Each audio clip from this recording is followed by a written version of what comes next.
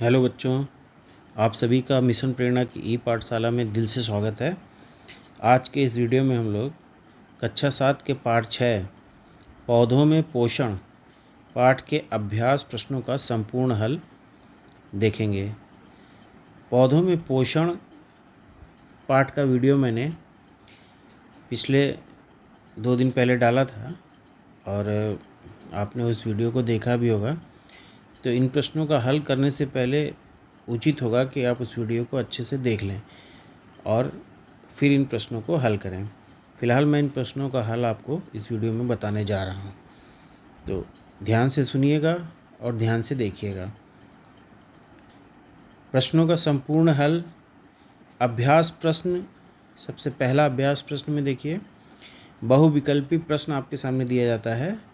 इस बहुविकल्पी प्रश्न में पहला प्रश्न है हमारा, निम्नलिखित प्रश्नों के उत्तर के 4 विकल्प दिए गए हैं। 4 विकल्प दिए गए हैं, इसमें से आपको एक सही विकल्प पर टिक करना है। तो हमारा पहला प्रश्न है, परपोषी पौधा कौन सा है? इसमें परपोषी पौधा, परपोषी। अब परपोषी का मतलब क्या होता है? ऐसे पौधे जो अपने भोजन के लिए, आश्रय के लिए दूसरों पर निर्भर होते हैं, होस्ट पे निर्भर होते हैं, उन्हें हम परपोषी पौधे कहते हैं। तो देखिए हमारे सामने 4 उदाहरण दिए हुए हैं। नंबर 1 अमरबेल, नंबर 2 नीम, फिर गुलाब और सहजन। तो हमें पता है कि नीम, गुलाब और सहजन ये किसी दूसरे पौधे के सहारे नहीं जीते हैं, लेकिन एक अमरबेल जो पीले रंग की बेल है, ये पौधा दूसरे पौधों की तनों पर लिपटा हुआ होता है और वहीं से चूसकांगों द्वारा अपना पोषण प्राप्त करता है। तो इस प्रश्न का सही उत्तर क्या हुआ? अमरबेल। तो आपको अमरबेल पर टिक लगाना है। तो आप ध्यान रखिए, अमरबेल पर टिक लगाने के लिए क पर इस तरह से टिक लगाएंगे। अगर आपको इसके आगे ब्रैकेट दिया हो तो ब्रैकेट में टिक लगाएंगे। तो दोनों तरीके से ध्यान रखेंगे। अगर ब्रैकेट नहीं दिया है तो क पर टिक लगाएंगे। ठीक है, चलिए आगे चलते हैं दूसरे प्रश्न की ओर। हमारा दूसरा प्रश्न है, ख, कीटभक्षी पौधे सामान्यतः उन स्थानों पर मिलते हैं जहाँ की भूमि में कमी होती है। अर्थात प्रश्न ये पूछना चाह रहा है कि जो कीटभक्षी पौधे हैं वो कहाँ पाए जाते हैं, किस जगहों पर पाए जाते हैं, वहाँ पर किस चीज़ की कमी होती है। तो कीटभक्षी पौधे क्या होते हैं? जो पौधे कीटों का भक्षण करते हैं, कीड़े मकोड़ों को खाते हैं। तो कीड़े मकोड़ों को क्यों खाते हैं ये मैंने आपको बताया था अच्छे से। तो देखिए आपको बताना है इसमें से कि किस भूमि में पाए जाते हैं। नंबर 1 जहाँ ऑक्सीजन की कमी हो, नंबर 2 जहाँ पर जल की कमी हो, नंबर 3 जहाँ नाइट्रोजन की कमी हो और नंबर 4 जहाँ पर कार्बन की कमी हो। तो बताओ बच्चों कौन सा इसमें सही है? याद करो, कीटभक्षी पौधे कहाँ पाए जाते थे? हाँ, जहाँ पर नाइट्रोजन की कमी होती है। Very good. जहाँ नाइट्रोजन की कमी है तो आपको इसे टिक कर देना है। ठीक है, अगला प्रश्न देखिए, प्रश्न नंबर 2, रिक्त स्थानों की पूर्ति करनी है आपको। रिक्त स्थानों की पूर्ति का मतलब क्या है? खाली जगह भरना है आपको। खाली जगह में कौन सा उपयुक्त शब्द आपको प्रयोग करना है जो इसके अर्थ को समझा सके। तो क देखिए, हरे पौधे अपना भोजन स्वयं बनाने के कारण कहलाते हैं।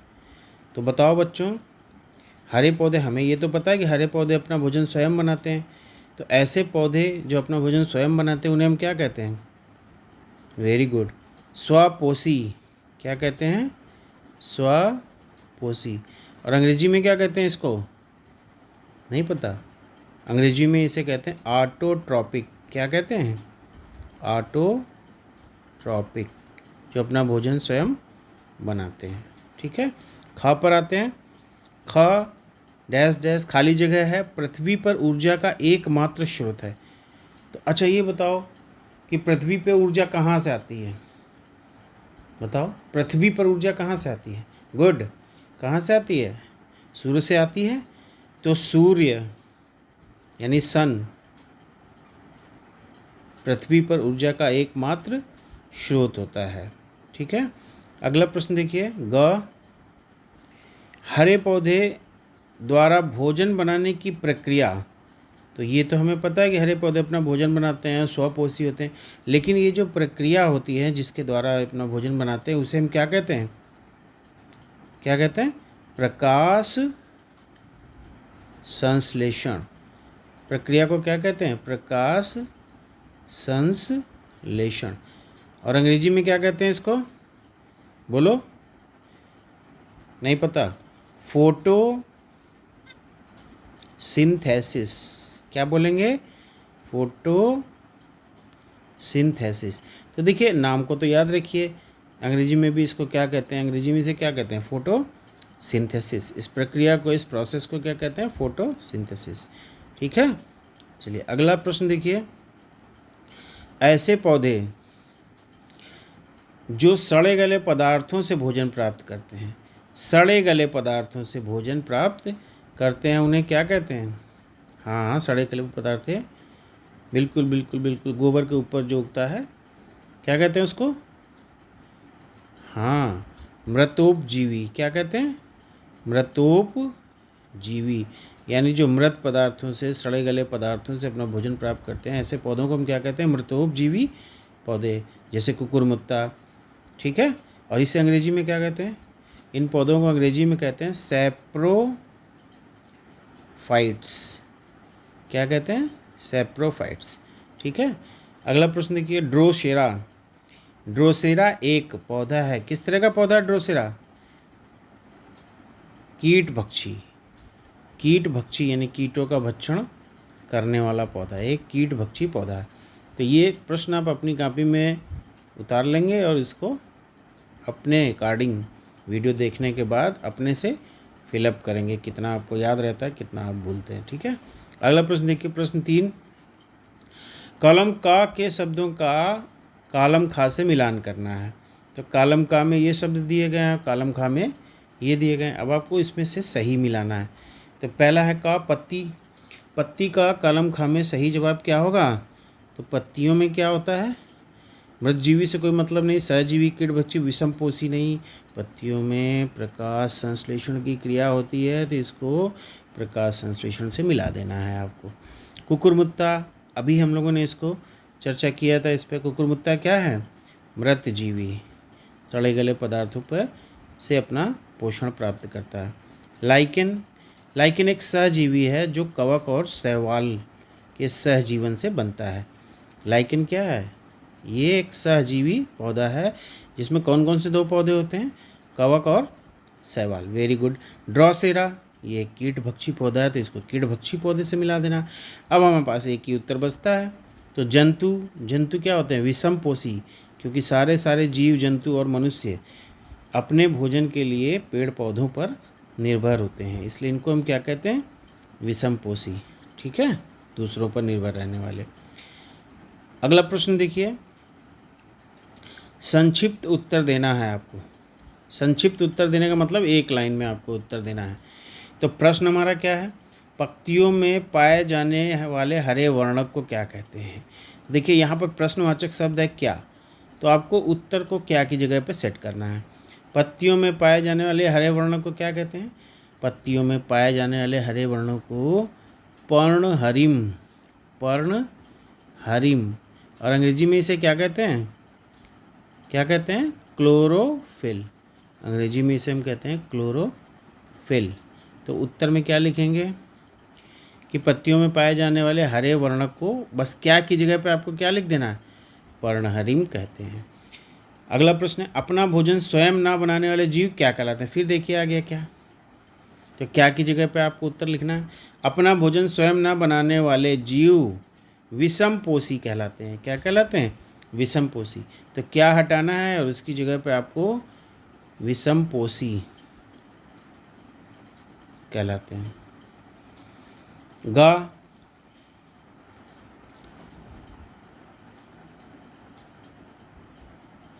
उस संबंध को क्या कहते हैं जिसमें दो जीव आपस में एक दूसरे का सहयोग करते हैं और दोनों को उससे लाभ मिलता है? तो देखिए, उस संबंध को क्या कहते हैं, तो फिर आपको क्या की जगह पर उत्तर रखना है। तो अब क्या कहते हैं इस संबंध को जिसमें दो जीव या दो पौधे एक साथ रहते हैं?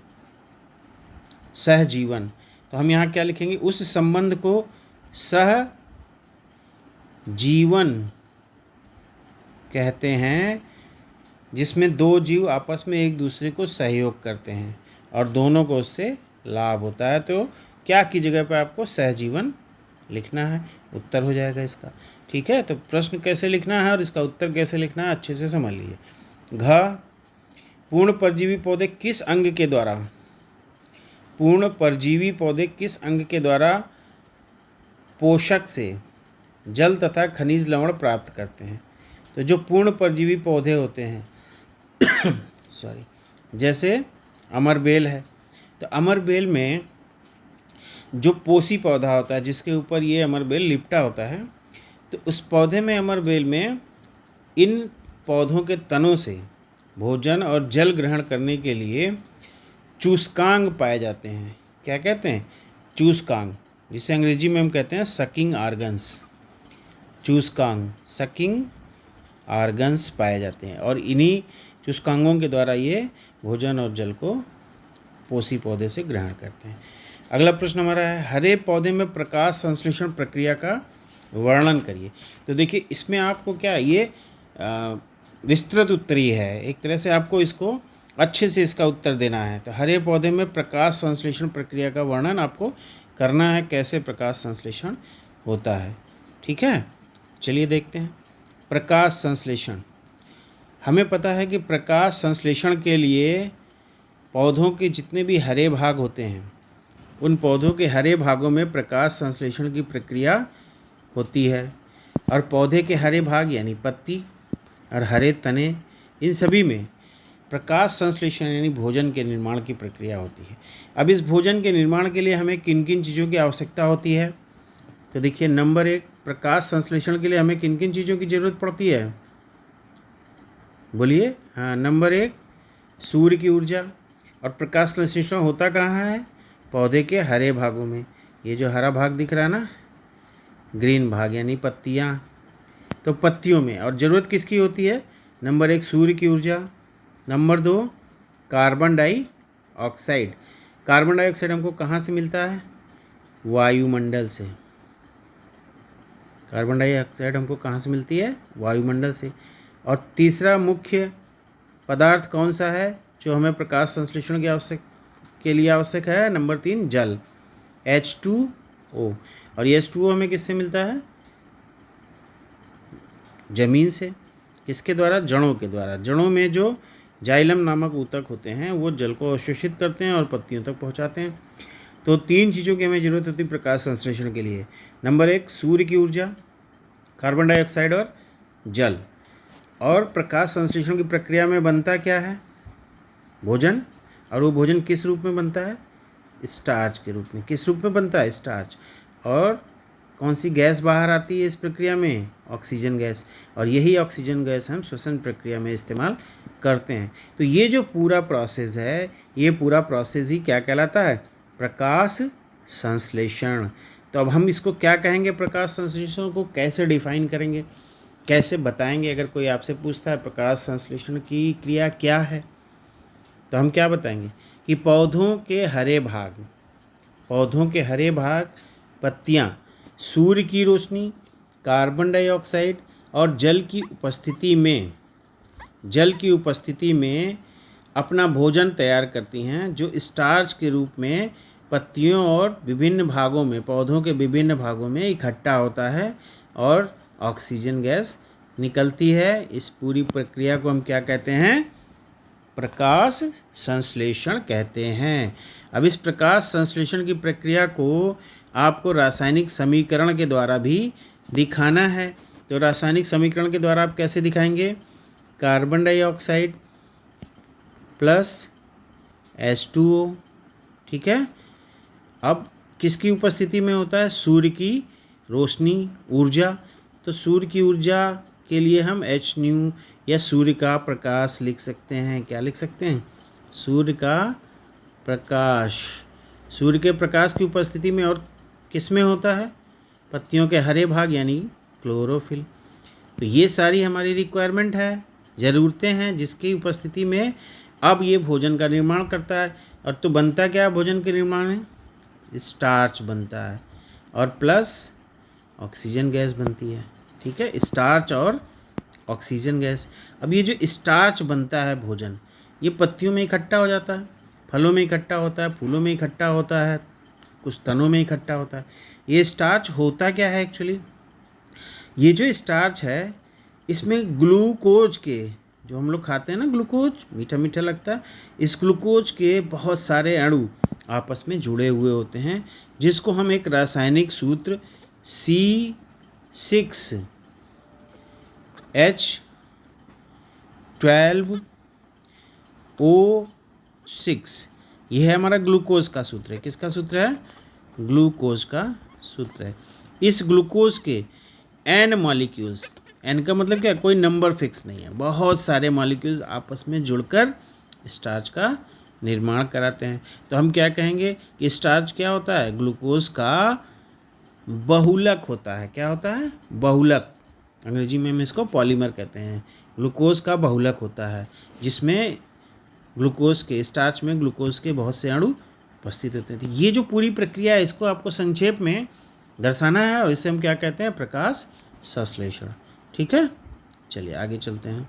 अगला प्रश्न हमारा है, किस प्रयोग द्वारा दिखाएंगे कि प्रकाश संश्लेषण की क्रिया में सूर्य का प्रकाश आवश्यक है? आपको एक क्रिया के द्वारा, एक्टिविटी के द्वारा ये बताना है कि प्रकाश संश्लेषण की क्रिया के लिए सूर्य का प्रकाश आवश्यक है। तो देखिए आपके सामने ये आपकी पुस्तक का चित्र लगा हुआ है। इस चित्र में आपके सामने 4 ग्लास हैं।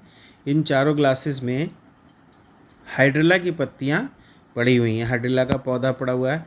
तो पहले और दूसरे गिलास में देखिए हमें सूर्य के प्रकाश की बात कही गई है कि प्रकाश संश्लेषण में सूर्य का प्रकाश आवश्यक होता है। कैसे सिद्ध करेंगे? तो देखिए इसका जो गा वाला प्रयोग है, इस गा वाले प्रयोग में गिलास को चारों ओर से एक काले पेपर से लपेट दिया गया है। ठीक है, ये देखिए काले पेपर से लपेट दिया गया है और इसके अंदर क्या है? इसके अंदर हाइड्रिला का पौधा है। ये हाइड्रिला का पौधा है और इसके अंदर पानी भी है। हाइड्रिला का पौधा भी है, यानी क्लोरोफिल, हरा पौधा, क्लोरोफिल भी है, पानी भी है। ठीक है, और वायुमंडल से कार्बन डाइऑक्साइड, तो वायुमंडल से कार्बन डाइऑक्साइड तो इसमें जा नहीं पाएगी, लेकिन इसके अंदर देखिए हवा है ना, क्योंकि गिलास पूरा तो भरा नहीं है। यहाँ तक मान लीजिए भरा है, यहाँ तक भरा, तो कुछ न कुछ तो यहाँ हवा होगी, यानी कुछ न कुछ कार्बन डाइऑक्साइड भी इसको इसमें मिल जाएगी। लेकिन इसके चारों ओर काला पेपर लिपटे होने की वजह से सूर्य का जो प्रकाश है, ये जो सूर्य का प्रकाश है, ये सूर्य का प्रकाश यानी सूर्य की किरणें जब इस पर पड़ती हैं तो ये सारी की सारी किरणें, काला जो पेपर होता है वो पूर्ण रिफ्लेक्टर होता है या पूर्ण एब्जॉर्बर होता है। ठीक है, जिसको हम ब्लैक बॉडी भी कह सकते हैं। तो ये पूरी की पूरी लाइट को एब्जॉर्ब कर लेता है या इसको पूरा रिफ्लेक्ट कर देता है। ठीक है, यानी प्रकाश जो है वो इस शीशे के अंदर, ग्लास के अंदर नहीं जा पाता है। तो ग्लास के अंदर ना जा पाने की वजह से इसको प्रकाश नहीं मिलेगा, और जब इसे प्रकाश नहीं मिलेगा तो इसके अंदर जो हाइड्रिला पौधा पड़ा हुआ है हरे रंग का, जिसमें क्लोरोफिल है, ये क्या करेगा? ये प्रकाश संश्लेषण यानी स्टार्च का निर्माण नहीं करेगा, प्रकाश संश्लेषण की क्रिया नहीं करेगा। तो इस प्रयोग से ये सिद्ध होता है कि प्रकाश संश्लेषण के लिए सूर्य की रोशनी अति आवश्यक है। ठीक है, अब जैसे यहाँ पर देखिए हमने आपको कहा कि काले पेपर से पूरा लपेट दिया गया। काले की जगह कोई और पेपर लेंगे तो प्रकाश की किरणें आंशिक रूप से इसके अंदर जा सकती हैं। ठीक है, लेकिन काला पेपर क्या है? प्रकाश की किरणों को इसके अंदर जाने नहीं देता है, या तो वहीं पर एब्जॉर्ब कर लेगा या उसको रिफ्लेक्ट कर देगा। ठीक है, ध्यान रखेंगे इसको। ऐसी बॉडी को जो प्रकाश की सारी किरणों को अब्जॉर्ब कर लेता है अपने में या उसको रिफ्लेक्ट करता है, इसे हम ब्लैक बॉडी कहते हैं। ठीक है, वो चीज़ें अलग है, बाद में समझेंगे। फिलहाल समझिए ये पेपर लाइट को अंदर जाने नहीं देता। काला पेपर, ध्यान रखेंगे, काला पेपर। सफ़ेद अगर लगाएंगे तो सफ़ेद से होकर तो प्रकाश की किरणें अंदर चली जाएंगी। तो बिना प्रकाश की उपस्थिति के प्रकाश संश्लेषण संभव नहीं है। चलिए अगले प्रश्न की ओर चलते हैं। अगला प्रश्न हमारा है, किसी कीट भक्षी पौधे का सचित्र वर्णन करना है आपको। कीटभक्षी पौधे का सचित्र वर्णन।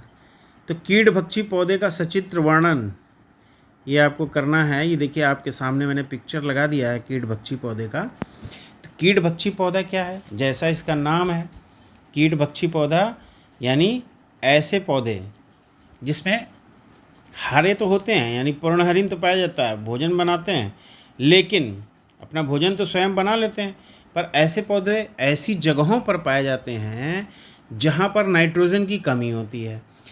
अब चूँकि हमें पता है कि पौधों के लिए नाइट्रोजन अति आवश्यक है, तो इस नाइट्रोजन की कमी को पूरा करने के लिए ये पौधे कीटों का भक्षण करते हैं, कीड़े मकोड़ों को खाते हैं, कीटों को खाते हैं।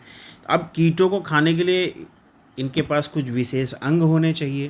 तो ऐसे में क्या है, देखिए इन पौधों में कुछ ऐसी पत्तियों में रूपांतरण हो जाता है जिसके कारण ये कीटों को आसानी से खा सकते हैं। जैसे आपके सामने ये जो पौधा लगा हुआ है, ये एक पौधा है घटपर्णी। इस पौधे को क्या कहते हैं? घटपर्णी। घटपर्णी का मतलब होता है इसकी जो पत्तियां हैं वो घड़े के रूप में रूपांतरित हो जाती हैं। ये देखिए सामने ये घड़ेनुमा रचना दिख रही है ना, ये घड़ेनुमा रचना इसमें रूपांतरित हो जाती हैं, ठीक है। और इसके ऊपर ये देखिए घड़ीनुमा रचना के ऊपर एक ढक्कन लगा हुआ पत्ती का, ये ढक्कन है जिसको हम लीड कहते हैं। तो ये लीड, अब इसके पास जैसे ही कोई कीड़ा इस पर बैठता है, कोई इंसेक्ट आया इस पर बैठा, ये क्या करेगा? ये ढक्कन बंद हो जाएगा। और जब ढक्कन बंद होगा तो ये जो कीड़ा है, ये कीड़ा, ढक्कन बंद होगा तो ये जो कीड़ा है ये कहाँ पहुँच जाएगा? इस घड़ेनुमा रचना के अंदर। और इस घड़ेनुमा रचना के अंदर यहाँ पर रोम सदृश रचनाएं होती हैं जिसमें से पाचक रस निकलते हैं, और ये पाचक रस इस कीड़े को सरल अणुओं में तोड़ देते हैं, यानी इसको पचा देते हैं, खा के पचा लेते हैं, ठीक है। इसलिए इन पौधों को कीटभक्षी पौधे कहा जाता है। जैसे ये हमने एक उदाहरण आपको दिया था घटपर्णी का, घड़ेनुमा रचना होती है। इसके अलावा और भी उदाहरण है, जैसे अभी एक प्रश्न अभ्यास में हमने पढ़ा था ड्रोसेरा, एक कीटभक्षी पौधा है। और एक कीटभक्षी पौधा है Venus fly trap. Venus fly trap, अब इसका नाम ही है फ्लाई ट्रैप, यानी मक्खी को ट्रैप कर लेना, पकड़ लेना, वीनस फ्लाई ट्रैप, ठीक है। तो ये नाम याद रखेंगे। ये सभी पौधे घटपर्णी पौधे थे। तो इसके लिए आपको इसको चित्र बना के इसे समझाना है। तो एक ये चित्र बना लेंगे आप। चित्र में केवल इस वाले पोर्शन को, यानी पत्ती का ये रूपांतरित भाग ही दिखा सकते हैं, और चाहें तो पूरा पौधा भी दिखा सकते हैं, ठीक है। तो इस तरह से इसके अभ्यास प्रश्नों को हल करेंगे और इसे अपनी कॉपी पे नोट कर लेंगे। लेकिन ये सारी चीज़ें अपने मन से आप करने की कोशिश करेंगे, प्रश्नों का उत्तर अपने मन से लिखने की कोशिश करेंगे, ठीक है। तो आपको वीडियो अच्छा लगा होगा। तो मैं चाहता हूँ बच्चों की ये जो वीडियो आप देखते हैं इसको अपने दोस्तों को भी शेयर करिए, अपने उन ज़रूरतमंद बच्चों को भी शेयर करिए जिनको इस समय स्कूलों में पढ़ाई नहीं हो पा रही है, वो पढ़ नहीं पा रहे हैं। तो कम से कम इस वीडियो के माध्यम से वो इन चीज़ों को पढ़ें। तो वीडियो को लाइक किया करिए, उसको शेयर करिए अपने दोस्तों को, और उसको सब्सक्राइब कर लीजिए ताकि जितने भी नए वीडियो आते रहें वो आपको टाइम टू टाइम मिलते रहें, ठीक है। चलिए, ओके।